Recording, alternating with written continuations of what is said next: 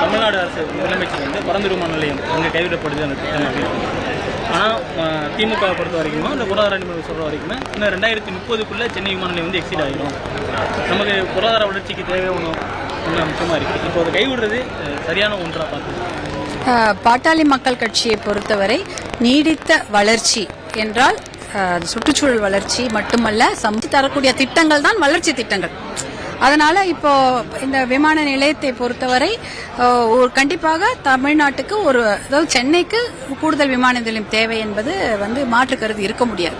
ஏன்னா அப்பதான் எக்கானமி வளரும். நிறைய பேர் அவர்களுடைய வாழ்வாதாரத்துக்காக மட்டுமல்ல, அவர்களுடைய பொருளாதாரத்தை உயர்த்திக்கொள்ள ஒரு விமான நிலையம் தேவைதான். ஆனா அதுக்காக இவங்களுடைய பொருளாதாரம் வளர வேண்டும் என்பதற்காக விவசாயிகளுடைய பொருளாதாரத்தை அழிப்பது எந்த விதத்திலும் நியாயம் இல்லை.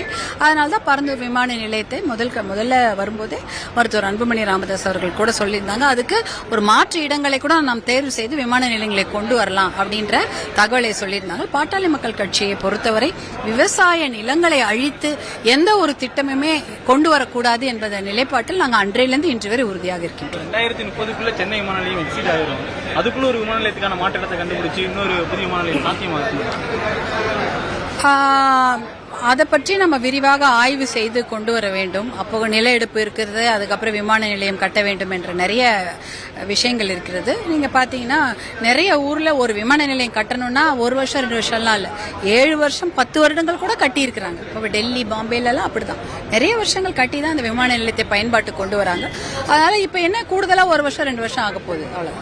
அதிமுக காலத்தில் கொண்டு வரப்பட்ட அந்த 8 வழிச்சாலை திட்டம், அது விவசாய நிலங்கள், குடியிருப்பு பகுதி எல்லாம் கடந்து போறதுனால எதிர்ப்புக்குள்ளாச்சு அந்த திட்டம் கைவிட்டாங்க. இப்போ இதே மாதிரி விமான நிலையம் வளர்ச்சி திட்டம்னு பாக்குறப்ப நீங்க சொன்ன மாதிரி இந்த நீடித்த வளர்ச்சி சொன்னீங்க. நீடித்த வளர்ச்சியால அப்ப இருக்க